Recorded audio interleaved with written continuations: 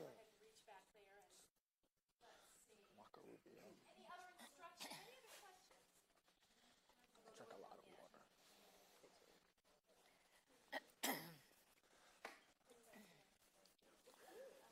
Oh, and just one thing, after that speed dating question, I had forgotten that the panelists will ask you a question or Less than 5 two minutes. before we get to the point where you guys question each other. That's the press on your thing. Maybe take All right. photos. Speed dating question, a couple from the panel, you guys with each other, and then we round it out with panel questions. Okay. Okay? Good.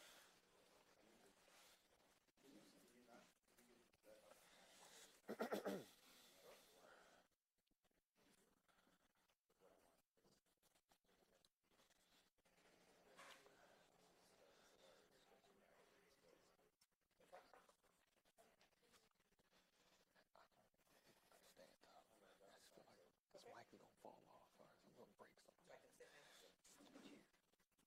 Yeah. Especially this wobbly. Check this video. Yeah. I don't know, I want that kind of iron. And the order in which the questions will come in all the rounds is random.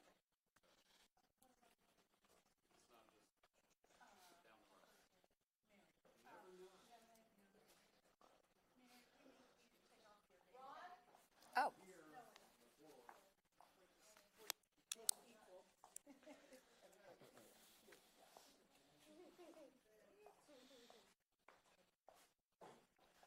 It's actually permanently attached, Maria.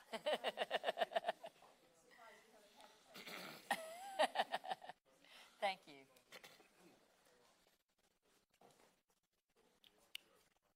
Actually, it's recycled from 2009. I looked in a drawer and there it was. Hi. Here we go. Mhm. Time cards. Of course, that's 1 minute. Okay. And we have a 30-second, which I'll find in a minute. But you can see these big enough, right? I'll Very just good with begin giving you 30 seconds or 1 minute, like you know this is a 1 minute time round. 1 minute, 30 seconds, 15, 10. If you see me down here doing this, he's done. And you're going to be standing there?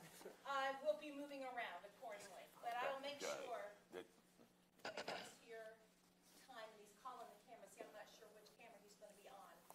Your best focus is here towards these two cameras, okay? This is your multiple people.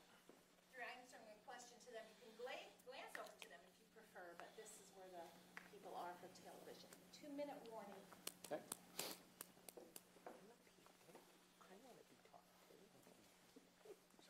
So the camera is coming straight from the teleprompter, right? There'll be a light that will show you Okay. which ones are what. Yeah, you Okay, should got be it. able, it should be, these have nice bright lights on them. Okay, good. I'm sorry, we're directing our answers to, You can either talk directly to the camera or you can talk to the panel. It'll look fine either way. So,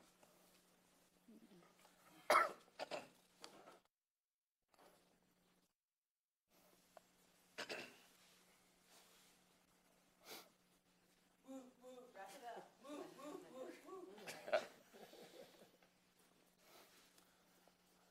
I get one of those for my kids. I'm trying to woo you. I'm wooing you, that means you gotta stop. but a We're woo-hoo. 1 minute away. All right. Is everybody standing by? Everybody looks pretty? Let me see. Yeah. You look great. Your bottles are off that table. Yeah.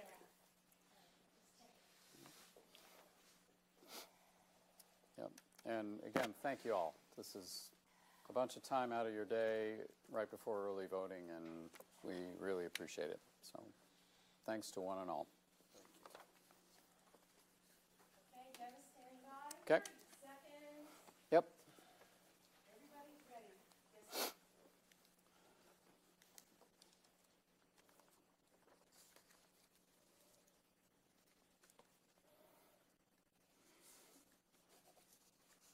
Stand by 15 seconds.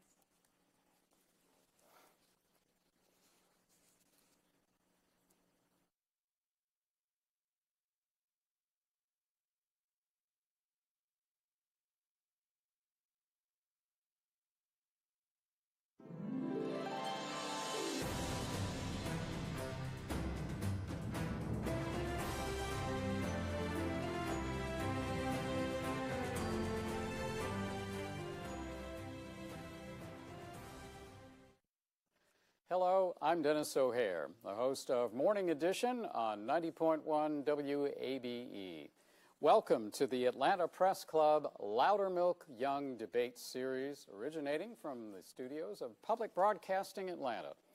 This is the debate among the candidates for mayor of Atlanta, and there are 11 of them. This is a nonpartisan race to fill the seat being vacated by Atlanta Mayor Kasim Reed. His term expires at the end of this year. So let's meet the candidates, and they are, in alphabetical order, Peter Amon, who is a former director and advisory partner for Bain & Company, a management consulting firm. In 2010, he began serving as Chief Operating Officer for the City of Atlanta under Mayor Kasim Reed. Rohit Amanamachi is a civil engineering graduate from the Georgia Institute of Technology. Keisha Lance Bottoms has served as an Atlanta City Council member for 8 years and previously served as Executive Director for the Atlanta Fulton County Recreation Authority. John Eves served as a Fulton County Commissioner since 2007. He was elected to his third four-year term in 2014. Vincent Fort has served as a state senator from District 39 since 1996 and has served as Democratic whip since 2011. Kwanzaa Hall was elected to the Atlanta Public School Board in 2002 and has served on the Atlanta City Council for District 2 since 2006. Caesar Mitchell is an attorney, and he has been City Council President since 2010. Mary Norwood was initially elected to the City Council in 2001 and served 2 terms before running for mayor in 2009. She was re-elected to the council in 2013. Michael Sterling is the former executive director of the Atlanta Workforce Development Agency and former senior advisor to Mayor Kasim Reed.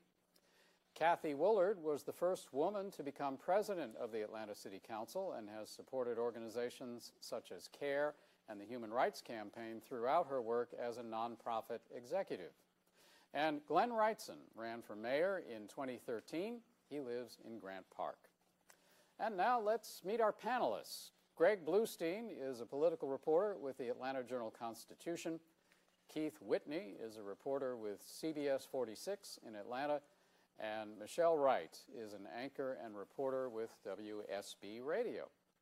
So today's debate will consist of 3 rounds, and for more information on all the rules for each round, you can visit atlantapressclub.org.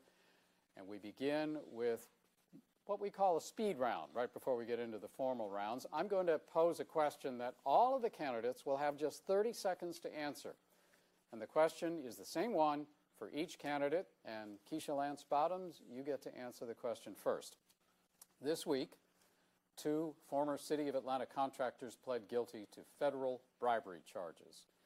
Want to know what specifically, we can get into details later, but I want your punch list now. You have just 30 seconds. What specifically would you do as mayor, either through executive action if you could, or through ordinance passed by council, to make sure that something like this doesn't happen again? Thank you for the question. The first thing that I would do is ask that a complete audit be done of our procurement department. I will also ask that all elected officials and those working in sensitive issues in procurement be required to file their tax returns along with our financial disclosures, as well as move our current procurement process to an electronic system. Right. Thank you. John Eves, you have 30 seconds for that question. So first of all, I led Fulton County for 10 years and it was corruption-free. So as mayor, I would set tone at the top. I believe it's important that the top elected official has a series of transparency and accountability to constituents and integrity. So tone at the top. Number 2, an ethics ombudsman, someone who is going to be advocating on behalf of the constituents. And then thirdly, I think it's important for us to have an auditing effort. So at Fulton County, we had a strong auditing department, and that department pursued a lot of improprieties, and so we found that to be very effective. So I'll bring that to the City of Atlanta. Thank you. Michael Sterling, your turn, 30 seconds. Yes, as the only former federal prosecutor in this race who's actually put someone in jail for violating the public's trust, I've laid out a very clear 5-point plan for how we will address corruption going forward in the city. First, I will require anyone who lobbies City Council, City Hall, or the mayor's office to register as a lobbyist. and to report their lobbying activities with the city's ethics department. That will increase transparency. I'll work proactively with the U.S. Attorney's Office to come up with mechanisms that protect and mitigate against any violations of the public's trust in the future. I'll make sure all of the city's accounting and spending is made available in an easily searchable format for the public. I'll incentivize whistleblowers in City Hall for those who see people violating the public's trust, so they'll turn those individuals in. But we'll make sure that we increase transparency in City Hall. Thank you very much. Vincent Fort, your ethics punch list. Yes, sir. Dennis, this past legislative session, I introduced a bill to create the position of an inspector general. This inspector general at City Hall would be as independent as possible from the mayor's office or city council. They would, in effect, be a special investigator, a special prosecutor who would be able to investigate and refer criminal activity to a prosecutor. That is the core element. Unfortunately, people at City Hall killed that bill in the legislative session. We'll get it done this time. Thanks a lot. Kathy Willard, your turn. Thanks, Dennis. First, I'll convene a group of public and private experts in procurement and ethics and compliance. We'll review everything about what went wrong and what our processes are to make sure that we're doing best practices for procurement. But we'll do it top to bottom in every department. We've got to look at how we let contracts, how we do performance evaluations, and so on. And finally, I'll make sure that we reduce campaign contribution limits to $100 per person, per company, so that we can get money out of politics at City Hall. Thanks very much. And if you've just joined us, the question is, what would each of these candidates do to increase ethical compliance in City Hall and in city government? Each of them has had 30 seconds so far. Kwanzaa Hall, it's your turn. Thank you, Dennis. I'm calling for a top-to-bottom review and audit of every contract and everyone affiliated with any contract in the city of Atlanta. That will ensure that we have a higher level of transparency, and also will put everything online to make sure that our citizens know that we're spending their tax dollars wisely. Thank you very much. Glenn Wrightson, it's your turn. Glenn Wrightson, I would bring a component to City Hall that we don't hear much about, and that is sensibility. And we would have checks and balances, and it wouldn't, I don't see how it could be that difficult to discover where there was fraud and under the table and backroom agreements being made. Follow the money. Just follow the money, bring sensibility, incorporate many of the suggestions the other candidates have made here. Thank you very much. Rohita Manamanchi, it's your turn. Thank you. I think it's time for the city processes to move into the 21st century.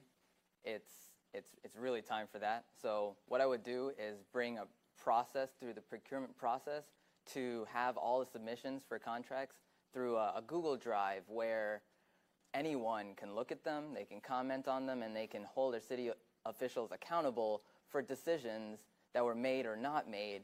And so instead of having one inspector general, we could have everyone in the city effectively be an inspector general.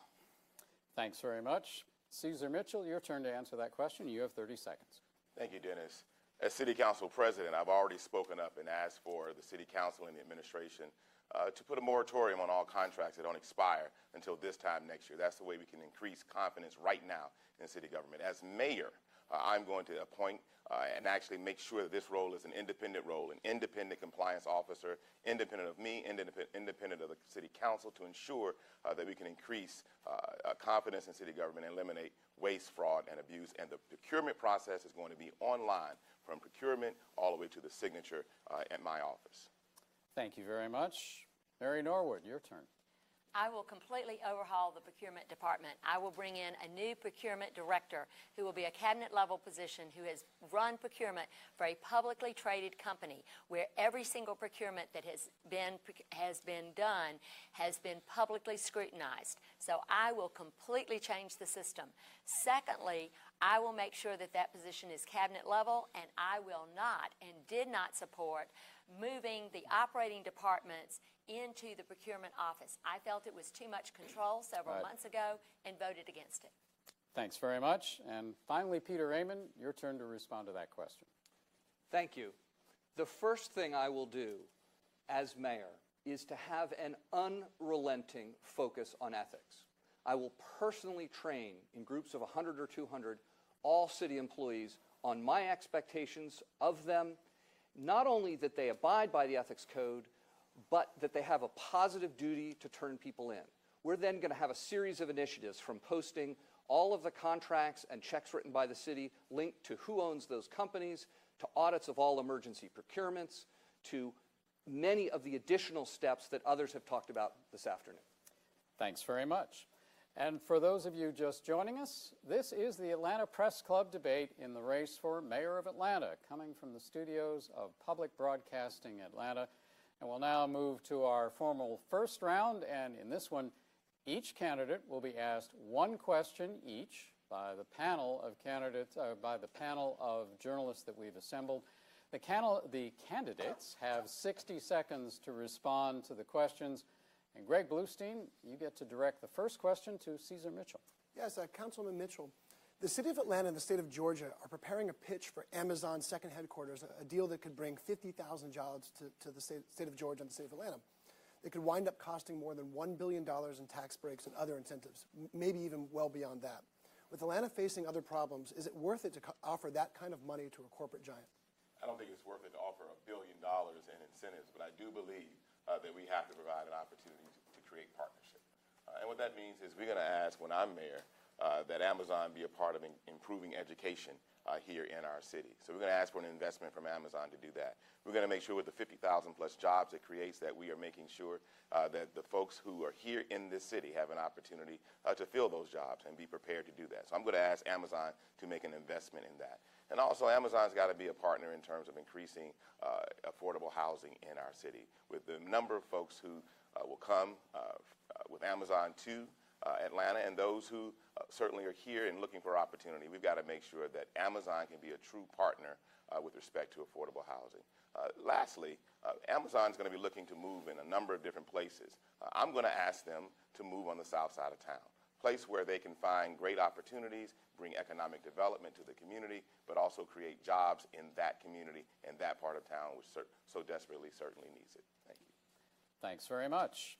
Keith Whitney, it's now your turn to ask a question of Mary Norwood. All right.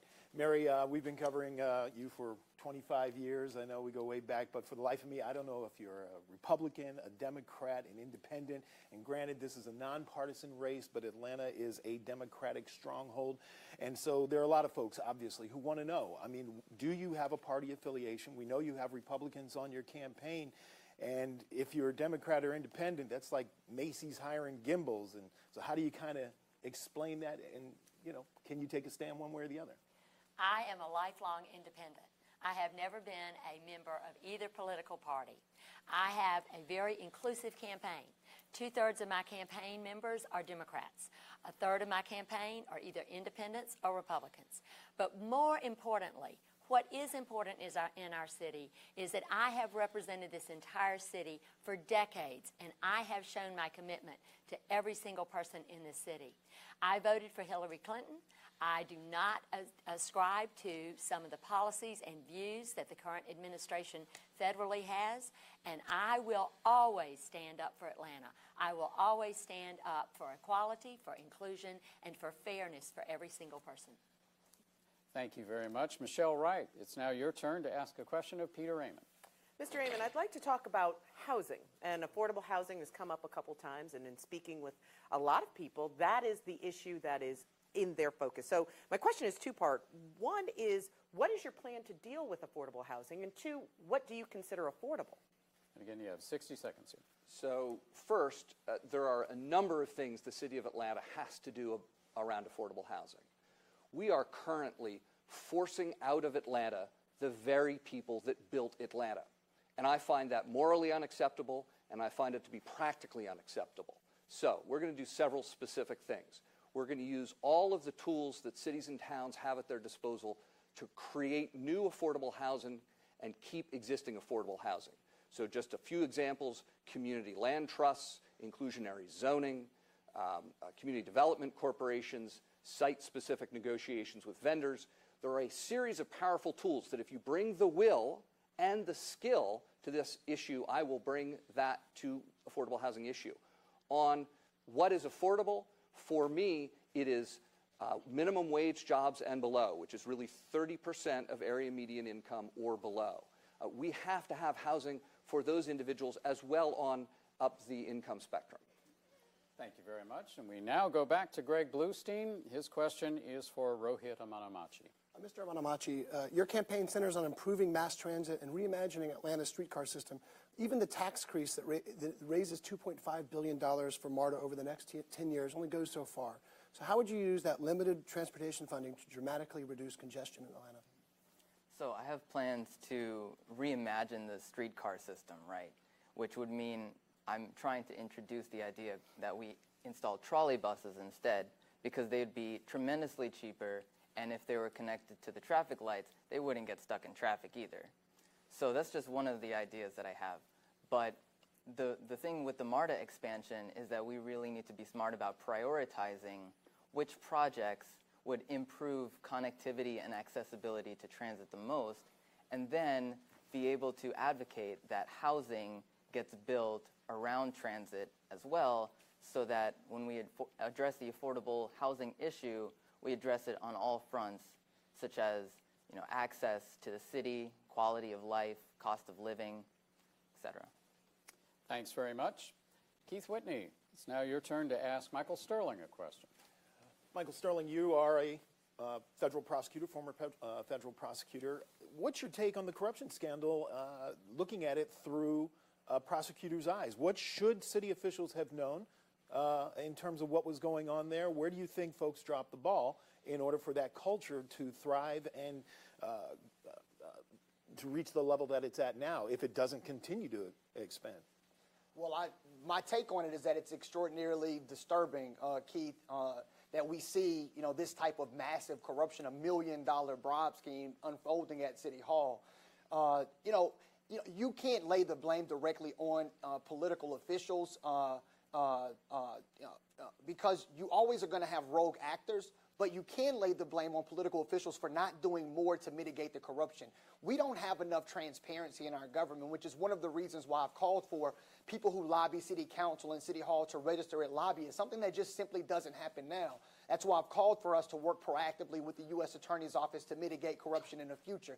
But it's very disturbing that our city just hasn't done more to mitigate the corruption, that City Council hasn't done more, the administration hasn't done more to mitigate this corruption going forward and taking steps to make sure that it doesn't happen again.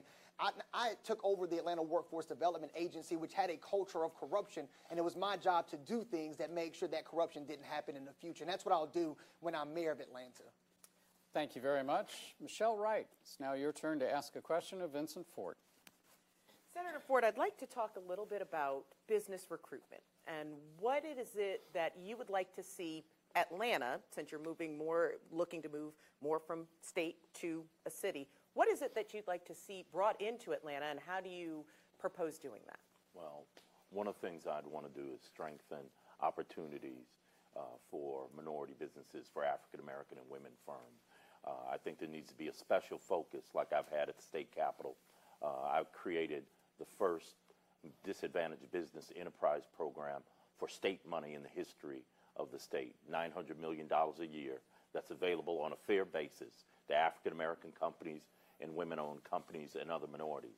It's absolutely critical that when we talk about recruiting businesses, we include in that recruitment making sure that African American businesses, women businesses, and other businesses have the same opportunity as large corporations. We should pursue Amazon with caveats, but we should also recruit, help to expand small businesses, including African American businesses and women-owned businesses. Thank you very much. Greg Bluestein has the next question, and it goes to Kathy Woolard. Ms. Woolard, Atlanta Mayor Kasim Reed and Governor Deal have a close working relationship, something that his predecessors did not always enjoy. What would you do if elected mayor to work with the next governor, and where would you draw the line to say what's in the state's best interest might not be in the city's best interest? Well, thanks for that question. I've been working down at our state capitol for the last 15 or 20 years, lobbying members of the General Assembly and the governor on social issues on behalf of nonprofit organizations. I've developed great relationships on both sides of the aisle. In fact, for the last 4 years, I've been the lead lobbyist trying to defeat those religious exemption laws. So I've been able to hold true to our principles while working with the governor and other members of the Republican leadership to make sure that we don't pass something that affects negatively citizens who live in our state and who live in our city. I also helped pass the only comprehensive civil rights bill in the state of Georgia. So Atlanta already has a statement of our values about not permitting discrimination on the basis of housing, employment, and public accommodations, which has really held us in good stead as these debates have developed. So behind the scenes, we have to develop relationships, but we also have to be candid about what we stand for and hold true to those values. Thank you. Keith Whitney has the next question, and it goes to Kwanzaa Hall. Kwanzaa, obviously the reclassification bill with marijuana, that is a big issue here in this city. You talk a lot about that. You and Vincent Ford as well have talked about that in this campaign in terms of the way that it has, the previous way the law was exercised has hurt so many lives. Can you get into what this new reclassification will do in terms of helping people, but also talk about the fact that it's still not legal to smoke pot in this city? That's right. Pot, weed, marijuana, MJ, Mary Jane is not legal in our city, nor is it in the state. But the legislation that I created and I passed 2 Mondays ago makes possession of less than an ounce of marijuana a non-jailable offense if there's no other crime. And that means it now becomes a ticket with a fine of up to $75. There are families who've lost everything. There are children who lost their scholarships. There are people who've lost their jobs. They've become unemployable as a result of this. And the disparity is heavily a racial disparity. Primarily African-American men. Of the 1,000 arrests, 92% are African-American men in our jail for possession of marijuana. For us to focus our energy not on the petty crimes, but on the serious crimes, the violent crimes, it really is a benefit to our citizens, and it's going to help to save taxpayers millions of dollars. Thanks very much. The next question comes from Michelle Wright, and it goes to John Eves.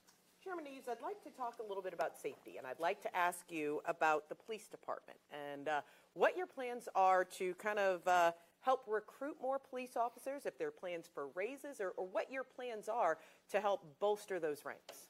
So I have a completely different perspective than anybody else up here. We spend $500 million every year on law enforcement, criminal justice, and detention. I believe that we need to reshape that model and put an emphasis in terms of consolidating the court system, getting rid of one of the 2 jails that exist in Atlanta, and that's the Atlanta Detention Center, and the savings will be $35 million, reinvesting those dollars into youth in terms of after-school programs, in terms of work readiness programs, in terms of arts education programs, in terms of early childhood education programs. So I believe that there's a preventive model that relates to public safety. In terms of police, I think that they're woefully underpaid. The city of Atlanta, we need to have a pay classification study, which I did as chairman of Fulton County, to get pay up to a certain level. So I'm committed to having good pay, but more importantly, training and focus on retention. But I do believe that public safety is impacted by reinvesting dollars in the front end to prevent crime on the front end. Thanks so much. Next up, Greg Bluestein has a question for Glenn Wrightson. Yeah, Mr. Wrightson, your campaign filing shows that you've loaned yourself a significant amount of money to run this race. Not every political candidate like yourself has that kind of resources. What would you do to reduce the barriers of entry to be competitive in a race like this one?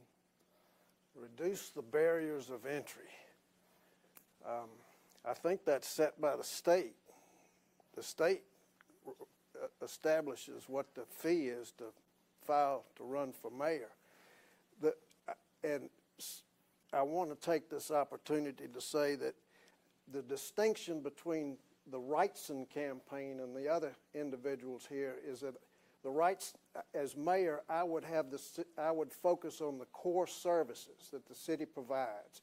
We're hearing about all the programs, and we've got these programs that we can have, and we can have this program And the concept that if we take care of the luxuries, the necessities will take care of themselves, that's not true. We've got to get back to the core services the city provides, clean up the trash in this city. The businesses will come. We will have less crime. We'll have a better city. Thank you.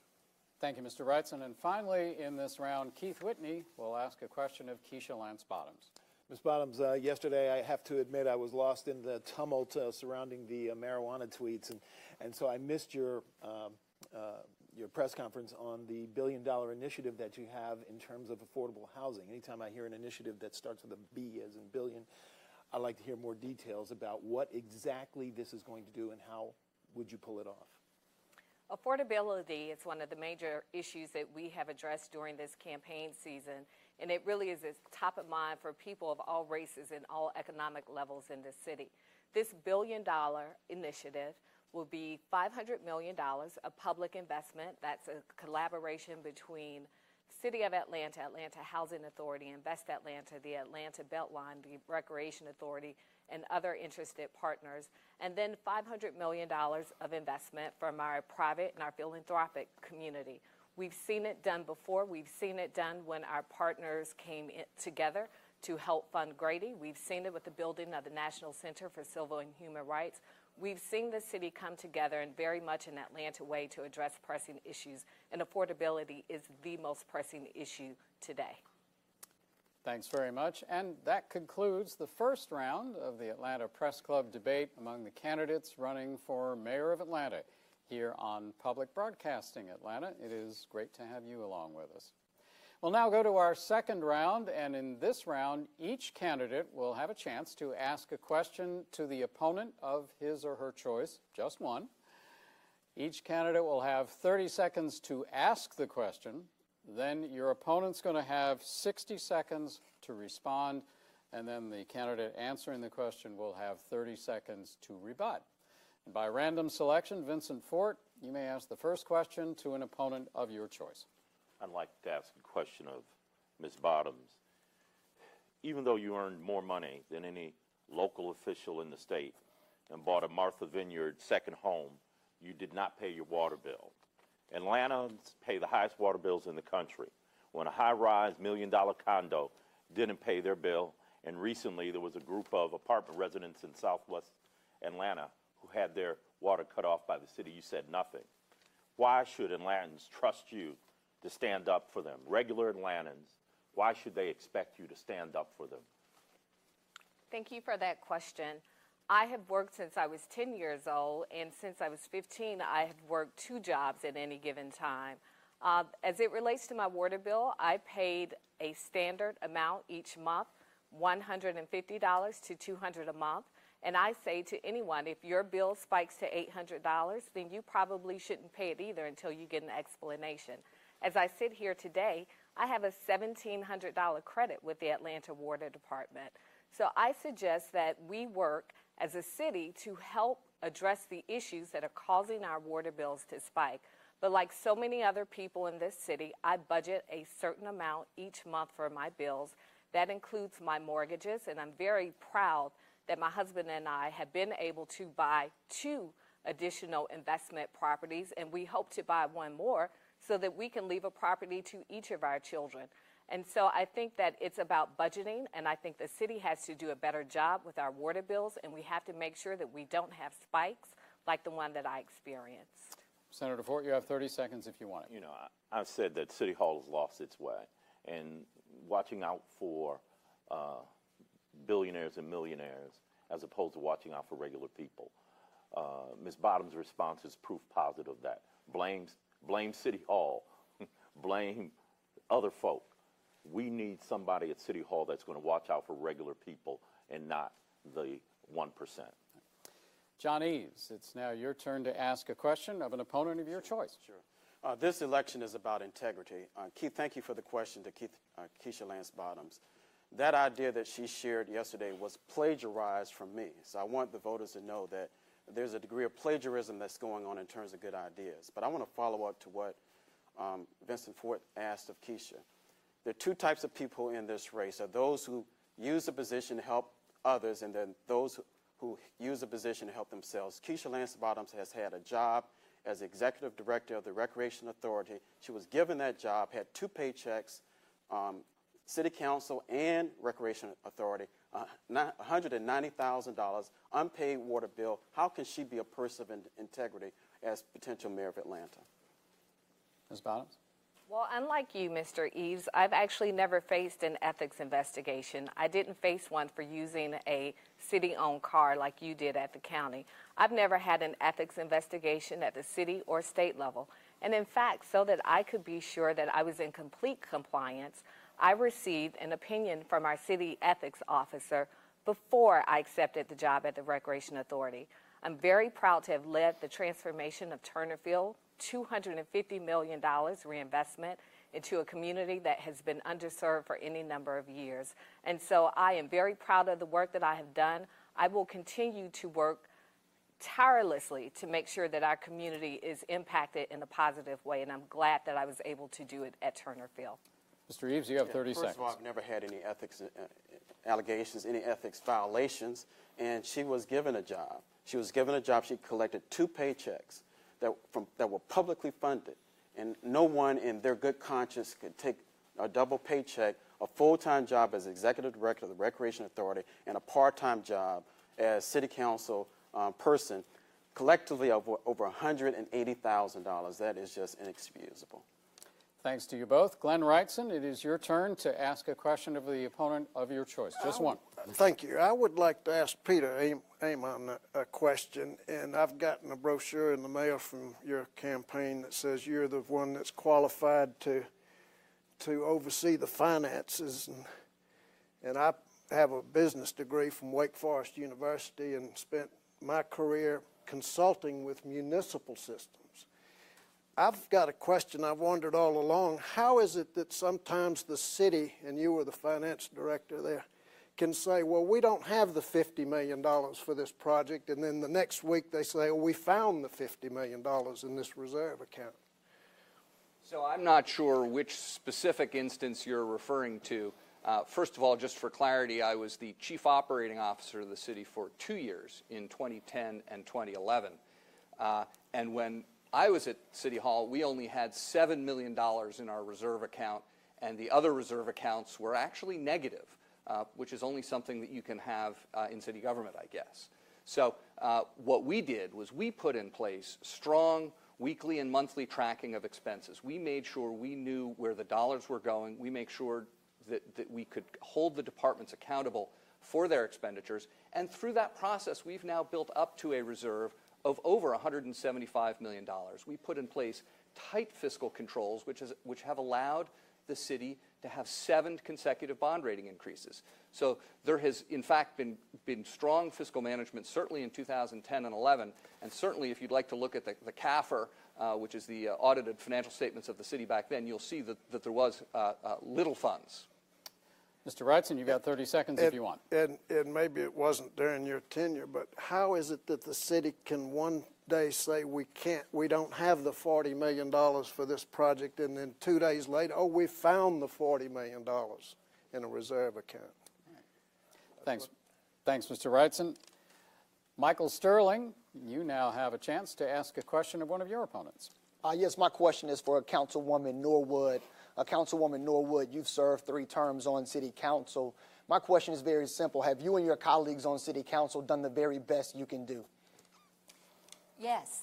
I have voted over the course of my 3 terms and voted my conscience every single time, and my record stands compared to anyone, anywhere. What is true is we have a strong mayoral form of government, and when the mayor controls all city contracts, all employees, and all city services, there are things that you cannot get the right vote. You cannot get enough people on city council to vote in the way that I may have wanted to see that vote come out.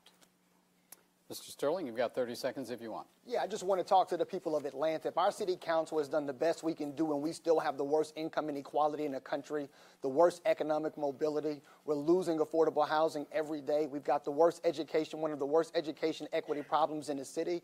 We've got some of the worst traffic in the city. They don't deserve a promotion. And so I've said all along that my campaign isn't a campaign against these people sitting on the stage, but is a campaign against the status quo. And so I would submit to you, Atlanta, that if city council has done the very best they can do, they don't deserve a promotion to the mayor's office. Thank you. Kwanzaa Hall has a chance now to ask a question of one of your opponents, and you have 30 seconds. Thank you, Dennis. It's always a great question to have. Mr. Wrightson. Yes, sir. When I'm in the runoff, and if you're not, will you endorse me? I think I well might. I think I well might. There's the answer. Thank you. Any need to rebut that one, Councilman? Thank you. I'll be everybody's mayor. Rohit Amanamanchi, your question now for one of your opponents. Thanks. I have a question I wish I could ask to many of my opponents, but Michael Sterling did a good job of that. So I would like to direct my question to Senator Fort. The question is, given that your Senate district contains some of the wealthiest neighborhoods in Atlanta, such as Midtown and Buckhead, as well as some of the poorest neighborhoods in Atlanta, such as Vine City and Campbellton Road, what would you do differently as mayor to address the income inequality in Atlanta that you could not do or did not do as a state senator for the last 21 years? Thank you. You are right. Atlanta's #1 in income inequality and income immobility. A child born at Grady Hospital this afternoon has less chance than any place in this country of moving into the middle class. That's not the Atlanta I want, and I don't think it's the Atlanta anyone wants. What I would do is continue and expand on the things that I have worked on. We would stabilize neighborhoods. In particular, City Hall used to have a program to help senior citizens, fixed income senior citizens, renovate their homes. What I would do is reinstitute that program. And I know there's going to be some naysayers who are going to say, where are we going to get the money? Well, if we can give 2 sports teams $850 million, we can renovate the homes of our fixed income senior citizens. So in order to stabilize our neighborhoods, we need to be able to allow senior citizens to age in place. I will be promoting 2-year tuition-free college for any child who graduates from a school in Atlanta. Thank you, Senator. Mr. Amanamanchi, you've got 30 seconds to rebut if you want. Sure. The reason why I'm in this race is that it seems to me that the situations that we're in, it's kind of a crisis situation, and any number of the people who are here that have been in a position of power to do something about it have not done enough. If we're facing these crisis situations, the income inequality, the traffic, the housing shortage, 70% of low-income workers can't afford a place to live, what has been done about it or not done about it that has led us to the situation? And why would you choose someone who has continued that record? Okay. Thank you, Mr. Amanamanchi. Mary Norwood, your turn to ask a question of one opponent of your choice. Yes, and I want to ask the same question that I asked the other night because I think it's very important. I asked Cesar Mitchell to let us know about his plan for public safety and particularly our new recruits. His father was a police officer, and his answer was very important and insightful the other night, and I would like for him to repeat it. Well, thank you, Ms. Norwood. I appreciate that question. I'm the son of an Atlanta police officer who walked a footbeat. So for me as mayor, I'm going to make sure that we have police officers walking in the community, providing true community policing every day and every way. We're going to make sure our police officers are well trained and well paid, and that they have all the resources they need so that they can be on the street, on the ground, helping our young people, helping our senior citizens, and everyone in between. I believe that when police officers are on the footbeat, when police officers are working with firefighters and being deployed into the community from police stations and from fire stations as well, I believe our communities are going to be much safer. But I'm also going to make sure that our police officers are really connected with technology and have the support of cameras throughout our city. We're going to increase our cameras to 30 to 40,000 in the city of Atlanta. As a son of an Atlanta police officer, I believe the best thing we can do to make our city the strongest city it can be is to reduce crime. So we're going to make sure also that our police officers and firefighters are mentors to young people so that they stay on the right track. Ms. Norwood, you have 30 seconds if you'd like to take it. Well, and I wanted the community to hear this because I think it's very, very helpful. Mr. Mitchell and I worked on the raises for the police officers. He put together the technical advisory group, and then we introduced the legislation. I introduced the legislation to get the officers and the firefighters the raises they deserved. So I wanted the public to understand it's a very multifaceted issue with a lot of moving parts, but we are both committed very much to public safety. Thank you. Kathy Woolard, your turn to question one of your opponents. Thank you. Councilmember Bottoms, I want to continue the questioning about your service on the Fulton County County Recreation Authority, excuse me. The Georgia Court of Appeals ruled in Hewley v. City of Thomaston that a council member is ineligible to serve on a city-county rec authority. Nina Hickson, the city attorney at the time, said that it was a gray matter. You've been a lawyer and a judge. Did you ask her if it was illegal? Or if not, why didn't you? And why didn't you recuse yourself if you found out the answer? Thank you for the question. What I asked Ms. Hickson when she was chair of the ethics department was, would it be appropriate for me to serve in a dual capacity? At the time that I went to the Recreation Authority, I was also practicing law full-time. Council members are considered part-time, and we often have additional employment.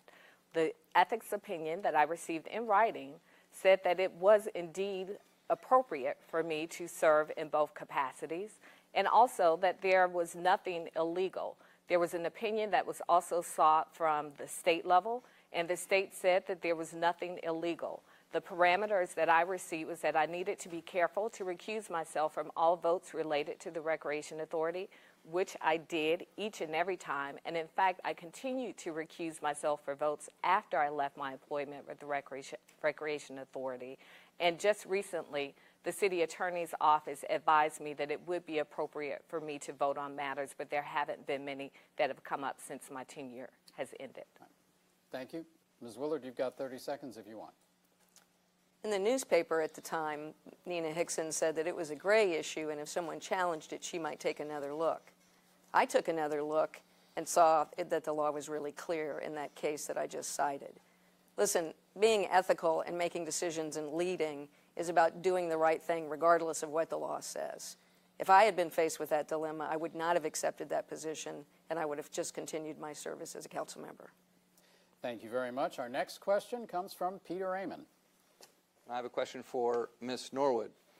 Last night in our debate at Georgia Tech, you mentioned that the City Council has nothing to do with the approval of contracts, and I can read you the specific quote if you like. You were first elected to City Council in 2001, and certainly since that time, the city law has been very clear that, in fact, all contracts, all proposals go to City Council for review, for vetting. You have hearings and discussions, you can have work sessions, and then are voted on. And in fact, City Council has to affirmatively vote to pass a contract and an agreement with the vendor. So which is it? Were you just trying to avoid responsibility for what has gone on, or did you not realize that Council was supposed to actually have that approval role? Mr. Amon, what I was referring to is that we don't know all of the bids, and we don't see all of the responses to the proposals. You have said for several months now that you have had no involvement in procurement. That actually is not correct. When you were hired by Mayor Reed, one of your responsibilities from the press release was to oversee procurement. More importantly, when there was a challenge to the procurement process in 2011, on the first page of the lawsuit says, and so you say that you had nothing to do with procurement.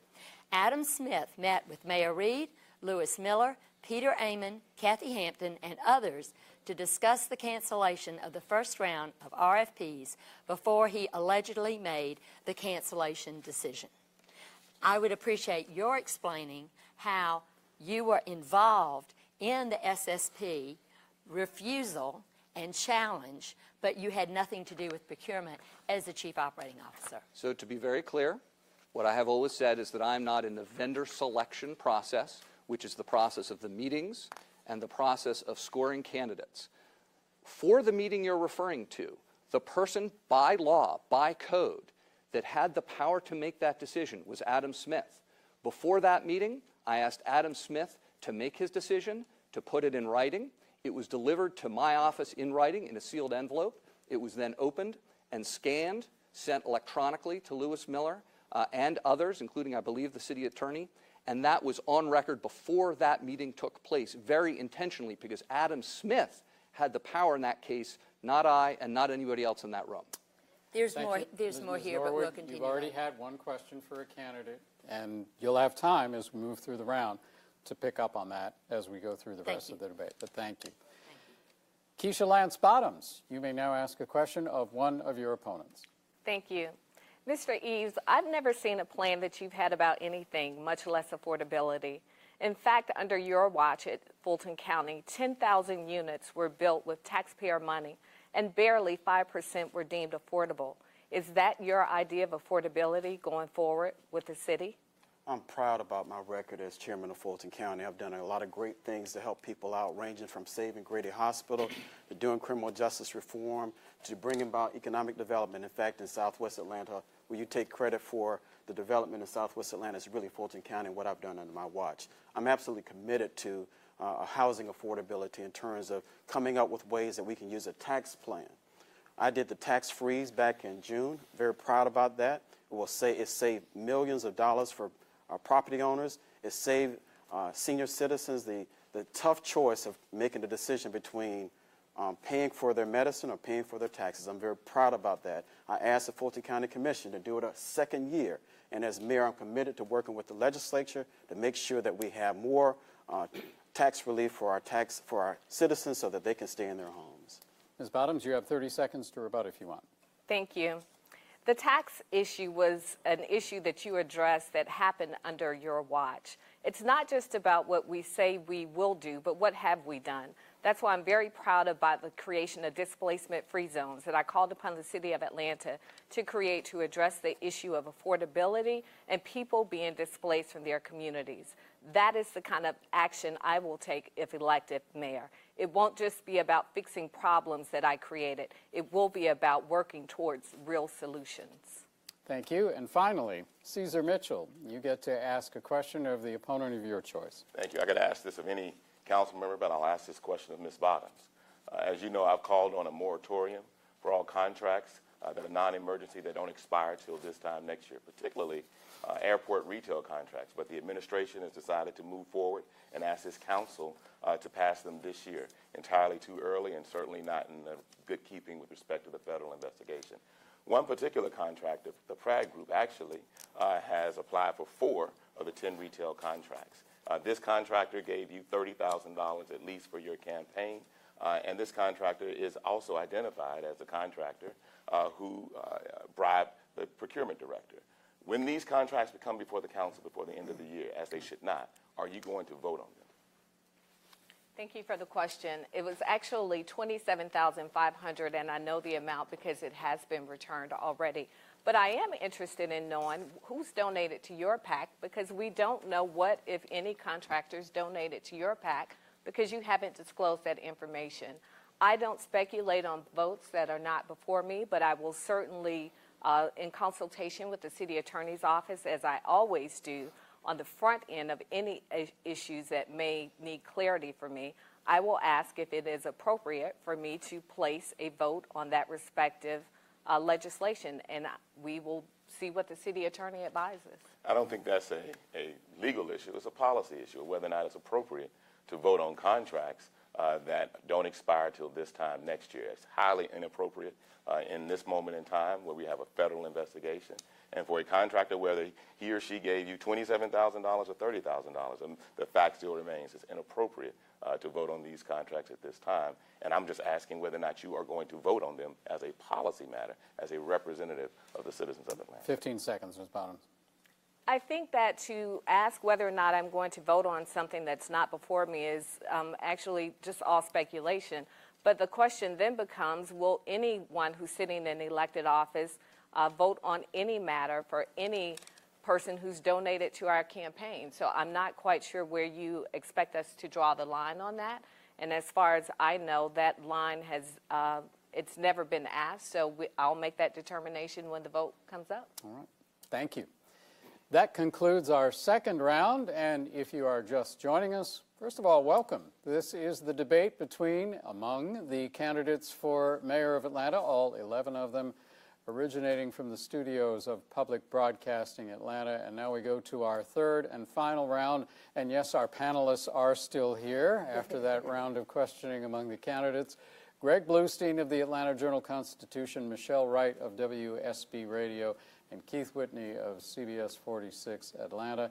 Now, each of our panelists will ask a question to the candidate of his or her choice until we just flat run out of time, and I will determine whether a rebuttal is appropriate. Greg Bluestein, you get the first question in this round. Yeah, Councilwoman Norwood, the next mayor will be poised to wrestle with White House policies on issues like immigration, transportation, healthcare, the economy, a range of issues. What do you make of President Donald Trump's first year in office, and how would you decide whether to support or oppose a Trump initiative? The first year in office has been disappointing to many citizens in this country. The policies that have come out of this administration have not been policies, for the most part, that I have agreed with at all. But I will say this, I will work closely to get the right policies for Atlanta. My record is very clear. I have been elected for 3 terms. I have served this city for 25 years. And so everyone knows that I am progressive.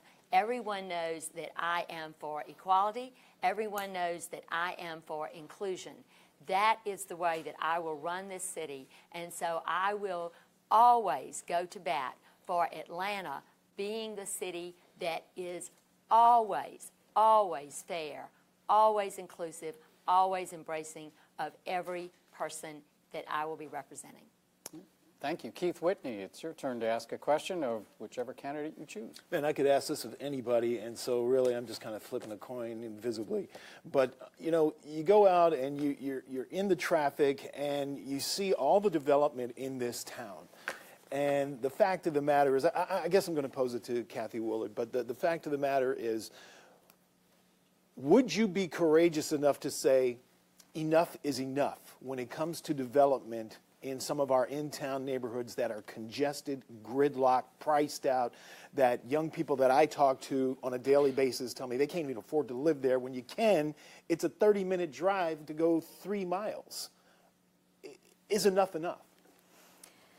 Well, I think enough is enough. And one of the things that I've got concerned about is for the better part of the last 8 years, we've really not had a very strong planning department. I'm relieved that Tim Keene is here, who's beginning to think about how we rezone the city, how we triple in size over the next 25 years, and how we make sure everybody is included. What I'm interested in doing is expanding our transit system by adding 5 transit lines around the city that connect into MARTA so that people can start figuring out if they can live on a transit line that can get them to work and to the things that they need to do in their daily life. We have to make sure we're growing the city and we're growing communities in a way that is sustainable. And we also need to make sure that transportation impact fees get spent where the transportation impact happens.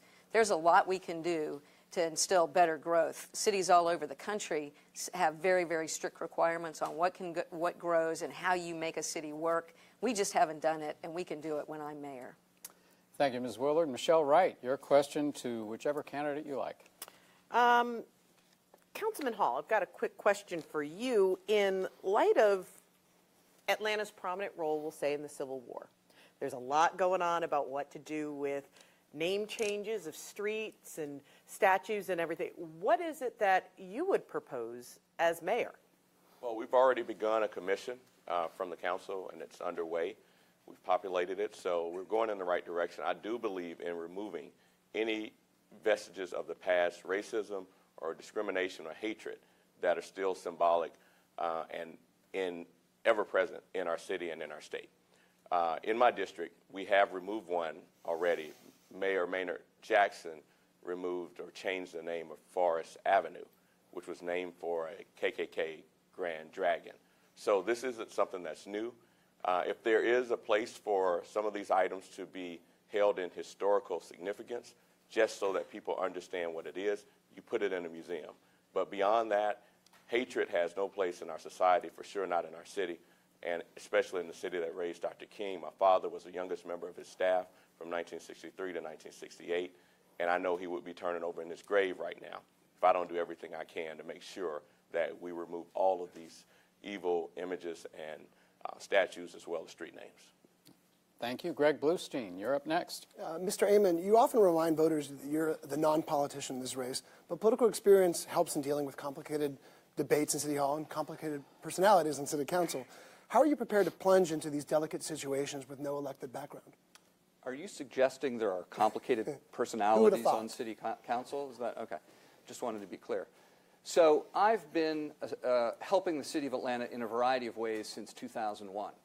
I cold called Mayor Shirley Franklin at the time and offered free consulting. We ultimately did free consulting for many years for the city.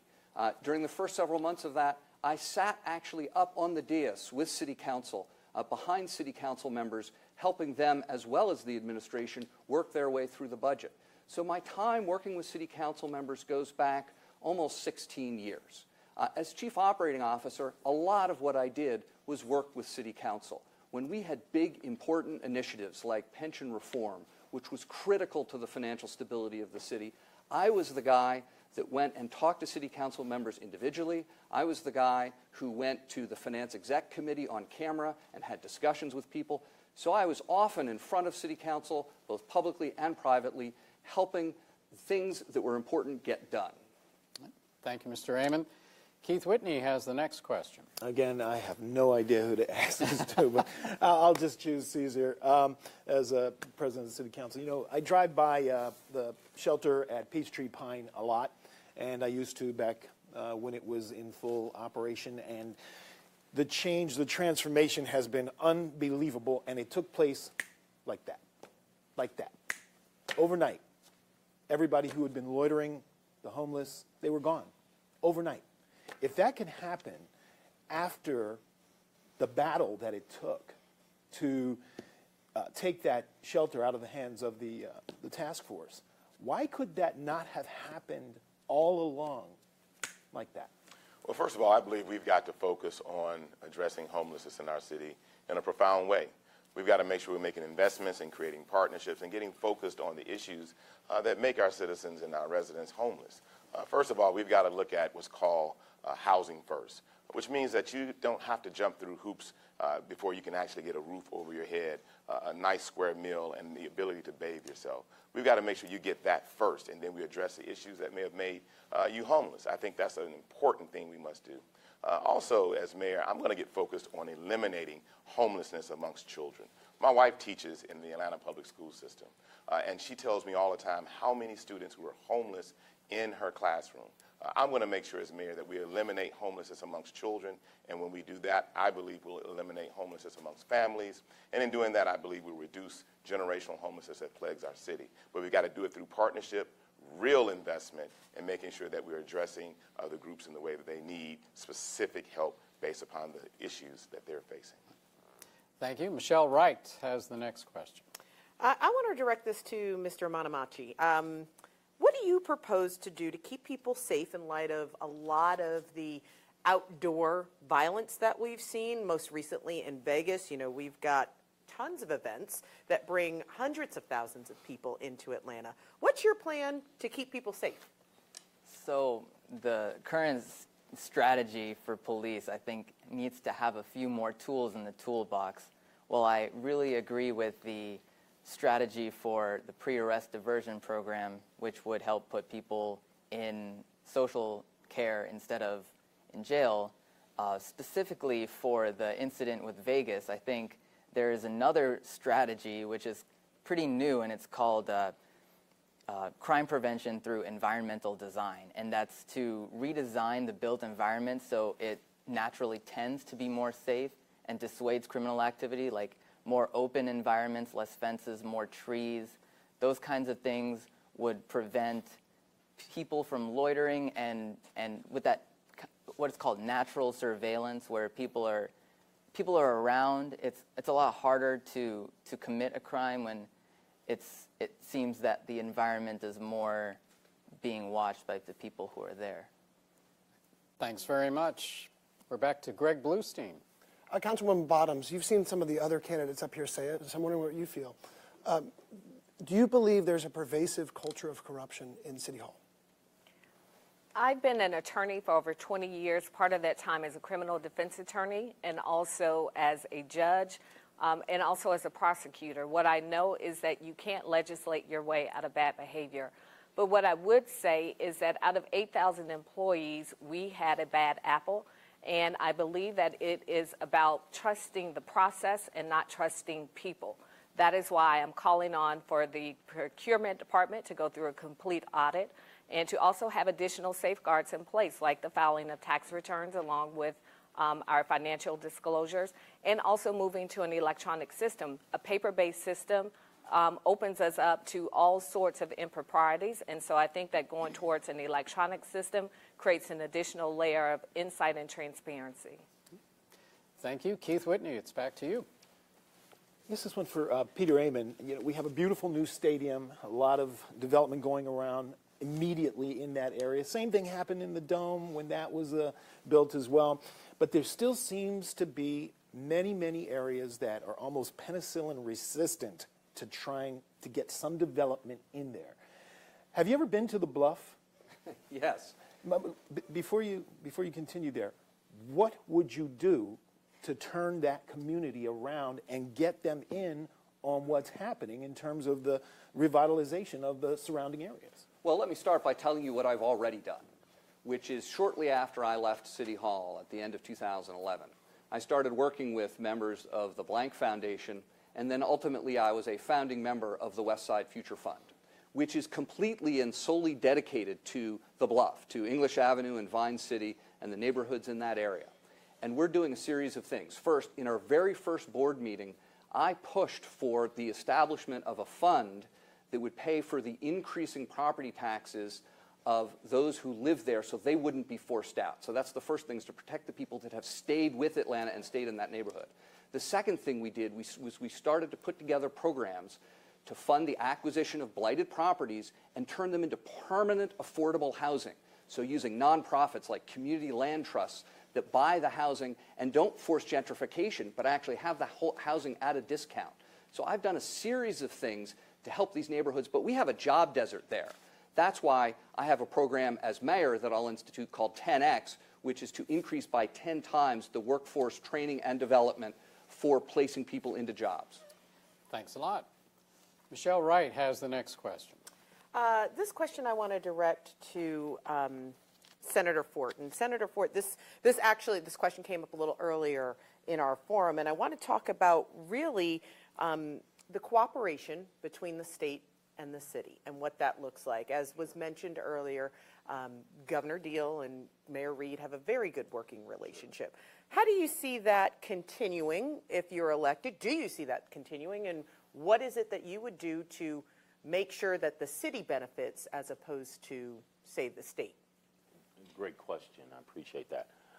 What I would do is make sure that we talk, negotiate, and make deals that are good for the city of Atlanta. For example, during the Republican regime under Governor Perdue and Governor Deal, I've gotten $45 to $50 million for two-year schools in Atlanta, Atlanta Technical College and Atlanta Metropolitan College. Mind you, these are under Republican regimes, more money than any legislator from Atlanta has ever gotten for those two schools. If you walk on those campuses, any new building you go to, except maybe for one, is money that I received in the budget during Republicans being in place. The $900 million a year bill that passed in the DBE program that was created, I sat in Governor Deal's office and spoke to him about making sure that a disadvantaged business enterprise program was established. I've had no problems at the state capitol making deals that benefit the city of Atlanta. I'll continue that as mayor. It has to happen, whether it's a Republican regime or Democrat regime. I'm going to do it. Thank you, Senator Fort. Greg Bluestein begins another round of questions. Commissioner Eves, would you declare Atlanta a sanctuary city and potentially risk federal funding for defying the White House's crackdown on undocumented immigrants? Well, I'll say that I was proud as chairman of Fulton County to have been invited by the Obama administration last December, just before he transitioned out of office, and been a part of a small conversation of county execs and mayors to talk about this whole concept. You can embrace a sanctuary city concept without calling it a sanctuary city. Basically, being a sanctuary city is making it a safe zone for people to feel safe who are part of the immigrant community. People don't realize this, but my grandfather immigrated to the United States from Jamaica, so I have a sensitivity towards people who are from the immigrant community. So you can make it a safe zone. You can say to the police that there is to be no racial profiling in terms of people who look a certain way. So you have a non-tolerance posture in terms of that. And then secondly, you just reach out to members of the immigrant community, as I've done as chairman of Fulton County. So I think you can embrace the sanctuary city concept without calling it a sanctuary city. Thank you. Keith Whitney has the next question. For Kwanzaa Hall in the 2nd District, you are well loved there. There's been a lot of development. The city bird, the crane, is up everywhere. How would you move that development momentum south side, westward? Very, very easily. So I have over $2.2 billion of investment in development in Midtown alone, and I've been very close and worked very integrally with the development community and neighborhoods to make sure we have a healthy balance. When I look to the west and the southeast and the southwest, we have a massive opportunity to create thousands of units. I'm looking at the 11 former Atlanta Housing Authority properties, 400 acres immediately on those sites, another 500 acres around there. We can create about 35,000 units, bare minimum 50 units per acre going to the west at a range of price points, starting at $400 or $500, going up to $700, $800, $900, $1,000 a month. And they can be mixed income, modeled after the East Lake projects as well as Centennial Place in my district. We've done this before in our city. We just need to use the tools that we have in Invest Atlanta, as well as bring forth some of the money that's also offshore that has not been repatriated, that wants to invest in our city, and we can make sure that all of our citizens have a healthy place to live. Dollar houses, senior home repair as well. Thank you. Michelle Wright has the next question. Michael Sterling, I'd love to hear your thoughts on infrastructure and transportation in your plan with that. We've talked a little bit about that, of the immense amount of building that's going on in the city. That's great. However, many city residents are very frustrated with trying to actually drive through the city and people trying to come into the city, all of that. What are your plans to ease some of that congestion or not make it so frustrating for people? Sure. Thank you for that question. I think this is one of the biggest issues where we've seen really failure on behalf of City Council, where we haven't had our transportation and infrastructure addressed in a meaningful way. I've had the opportunity to work with 32 advisors and Michael Likoski, who's one of the country's leading infrastructure experts. We've got a number of great infrastructure plans that are in the city that will help mitigate traffic from MARTA, from the Atlanta Bicycle Coalition, from the Atlanta Regional Commission. One of the biggest issues we face is funding. And so I've put a proposal on the table that we would have an infrastructure bank that with a one-time capital infusion and managed properly could create the type of revenue we need to fund some of these critical projects. I've also called for a review of all of the critical choke points in our city where we can ease Midtown traffic. I think we've got to increase the investment in MARTA by getting our state and federal partners to invest. We're one of the only transit systems that don't get state funding. We've got to get people out of their vehicles and convince them to take MARTA and public transportation. And I think that'll help ease some of the traffic, and I think we can address our $750 million backlog. Thank you, Mr. Sterling. Back to Greg Bluestein. Councilman Norwood, it's no secret you and Mayor Reed have been at odds for a while now. If elected mayor, what part of his legacy would you do your best to preserve, and what part of his legacy would you want to erase? I would say that the part I want to preserve is the Atlanta City Design Plan. I am a big proponent of the fact that Commissioner Keene has understood that our neighborhoods should be preserved, because I have been about preserving neighborhoods for 25 years. I know how important they are to our city, and I've been protecting communities and preserving neighborhoods. What I would change is procurement. I would not be sending back RFPs when 54% of them were turned in correctly and 46% were not. And just to clarify for folks who don't understand the abbreviation, request for proposal, that's an RFP, right? Yes, that I am talking about the SSP proposal that I referenced earlier today about Mr. Amon. That was part of a major solicitation at the airport. 54% of those proposals, those responses, were legitimate and were completed accurately. 46% were not. They were sent back. I would not do that as mayor. Next question comes from Keith Whitney. Let me ask John Eves a question about bicycles in the city. You know, I love riding a bike. I'm a big proponent. The problem is you got 1 million people coming to work here every day who are not on bikes and probably not taking any form of mass transit.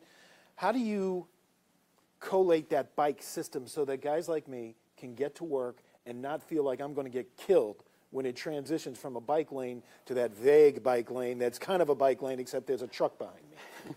So there's a dual approach, Keith. Number one, I think it's a change of attitude. Last summer I was in Berlin, and I saw the future of Atlanta, where I saw thousands and thousands of cyclists going to work or going to play, coexisting with those on the road structure. So I think what has happened in Berlin is you educate folks. You have a certification process in terms of those who use bikes.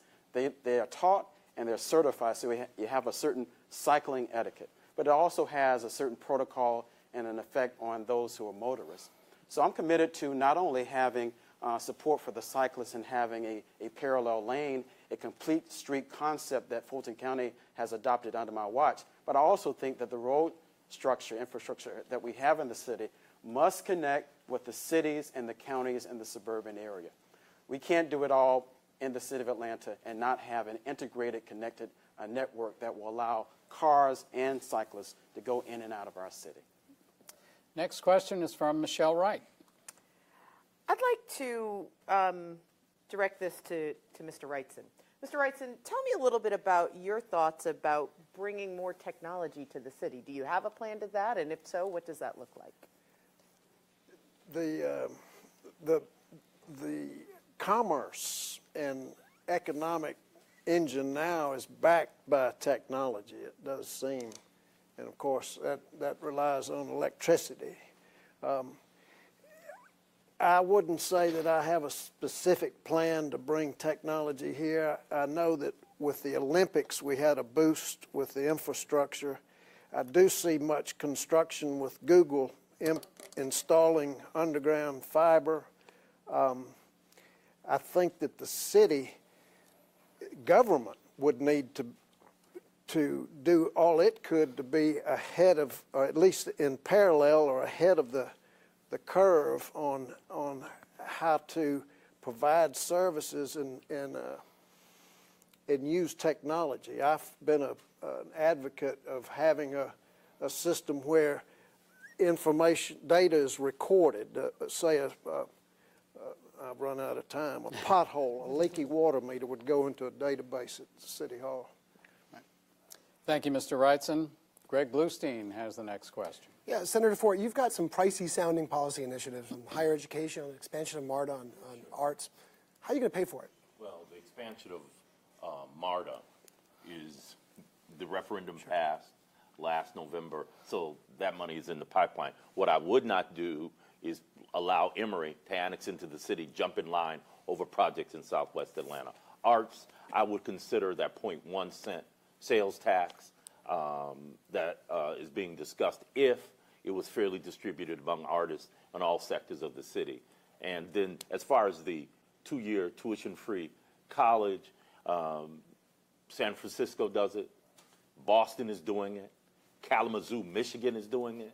We're going to do it in Atlanta because we need to invest in our children. Earlier I said that a child born in Atlanta, poor, has least chance of any place in this country of moving up to the middle class. We have to ask not only how we can pay for it, we will, but we also have to ask what will happen if we don't pay for it, if we don't invest in our children. Thank you, Senator. Got time for one more question, and it comes from Keith Whitney. I'll ask Keisha Lance Bottoms. You know, they keep talking about in 25 years the population here is going to triple. Am I the only one that scares the hell out of? Well, as the mother of four, I think I'm contributing to this significantly. But it really is about generational planning. As we talk about where we are as a city and what our leadership has meant to our city, it's about not just making decisions for today, but for the next 20, 40, 60 years and so forth. And I think that's why it's more important than ever that we have solid leadership at the local level. As we look at the conversations we are having nationally about any number of issues, the things that really impact our day-to-day are decisions that are made by our city council and through the administration of the mayor. And so I think that it is extremely important that we continue to work with regional partners and that we be thoughtful and that we continue to be good stewards of our finances. That's why I'm very proud to have helped sponsor pension reform in the city, because it has given us a significant amount of money for us to help make decisions that really will make this city better, not just for today, but for tomorrow as well. Thanks very much. And that is all the time we have for questions. Each candidate now has 60 seconds for a closing statement, and by random selection, Keisha Lance Bottoms, you get the first closing statement. Thank you. Atlanta is a tale of two cities, and I am the only candidate for mayor who has lived and worked in both those places. I know what it's like to grow up in this city, the daughter of a single mother, struggling to make ends meet, struggling to keep food on the table and the lights on. But I also know what the promise is of this city and what's on the other side of it. I'm a graduate of Frederick Douglass High School, Florida A&M, and also Georgia State University College of Law. I mentioned that I have 4 children. They are the 4 reasons that I am running for mayor: Lance, Langston, Lennox, and Lincoln. When my mother faced very challenging times, there was a beloved community around me that made me know that there was something better on the other side of those challenges. I want this city to continue to be a beloved community for my children, but it can't be if it's not for all of our communities and families as well. That is why I'm running for mayor, and I ask for your support. Thank you. Kathy Woolard, it's your turn for a closing statement. Thanks, Dennis. I'm Kathy Woolard, and I'm fighting for ATL, affordability, transportation, and livability.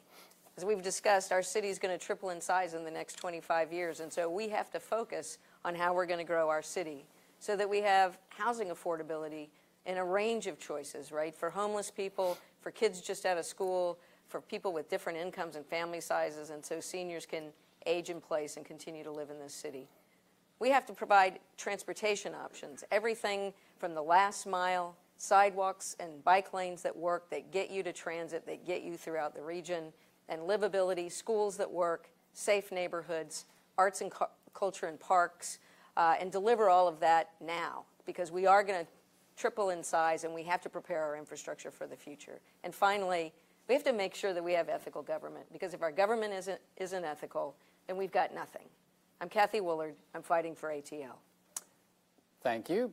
Next closing statement comes from Michael Sterling. Thank you so much, Dennis.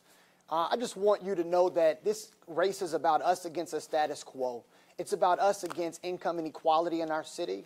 It's about us against sitting in traffic constantly in our city. This race is about us against educational access for all of our kids. It's about us making sure that every kid has access to a quality education in our city.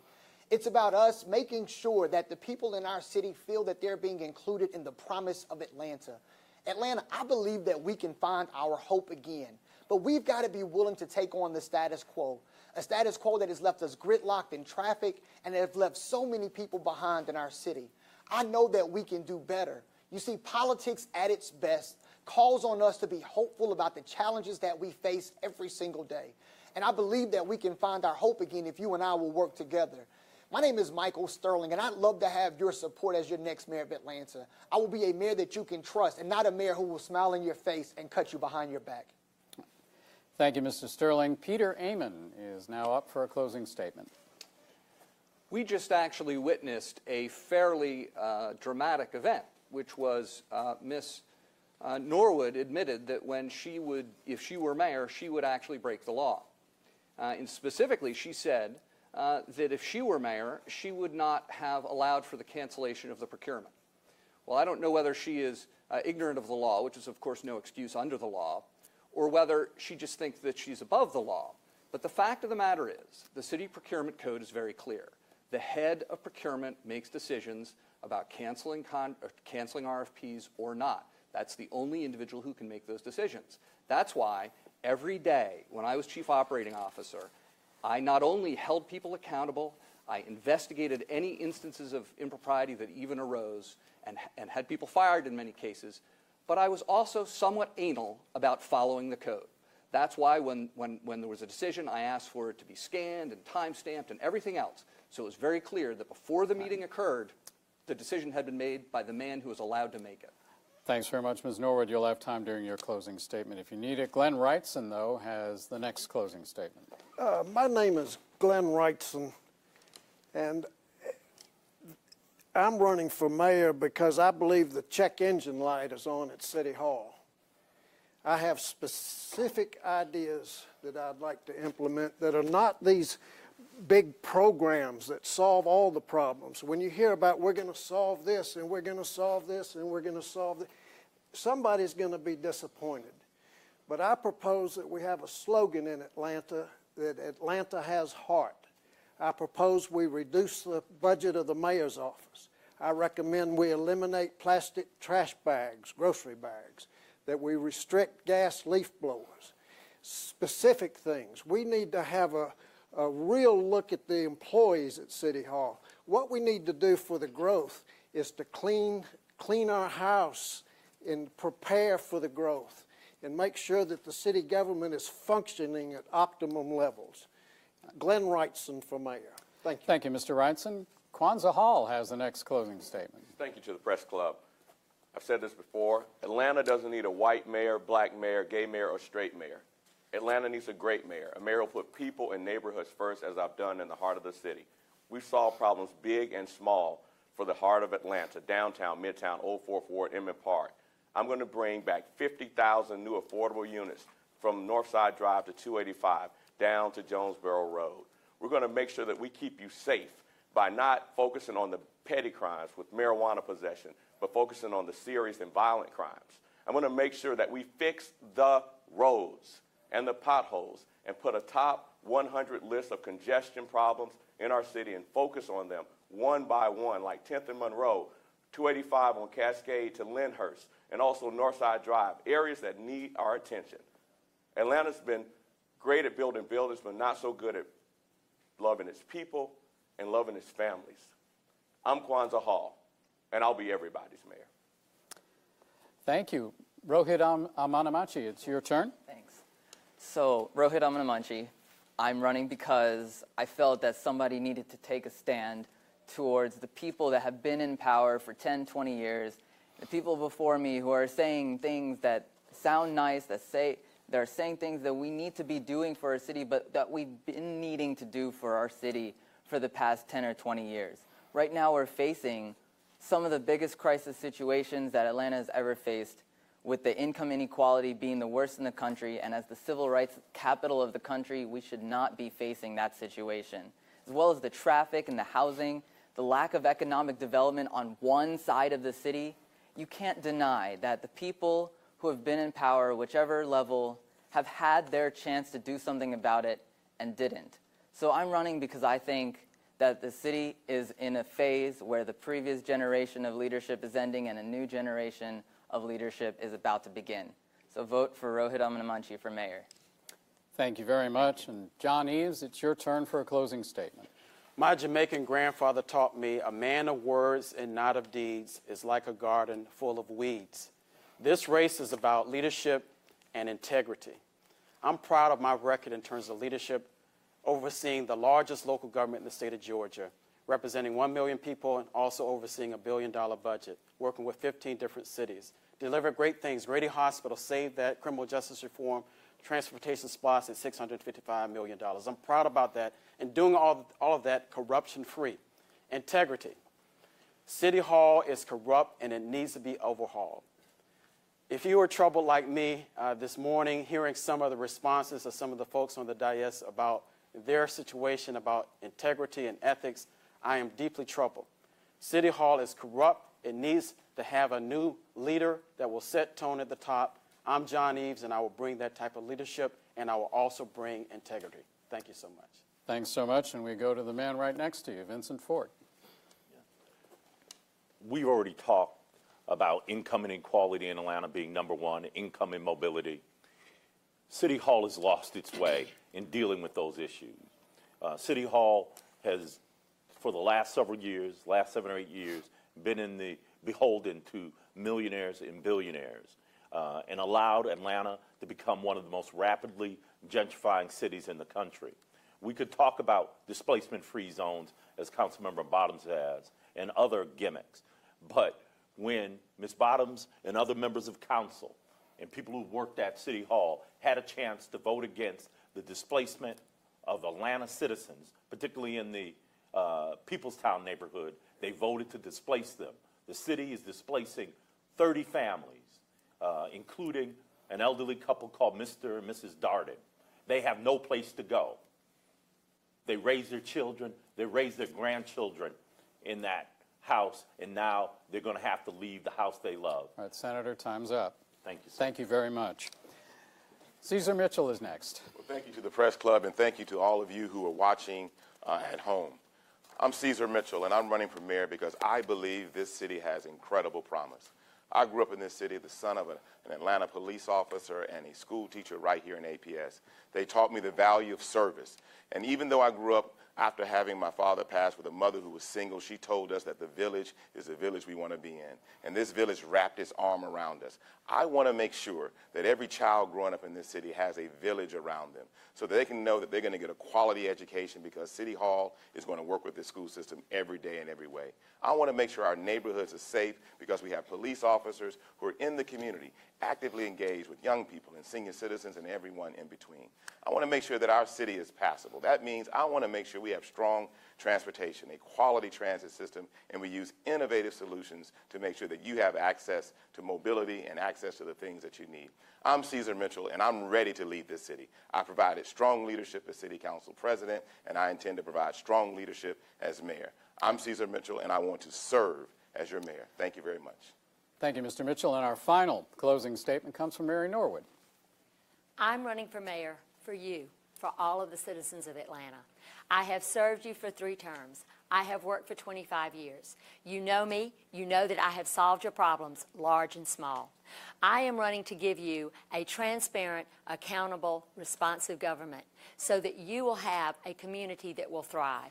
I have been protecting communities and preserving neighborhoods for years.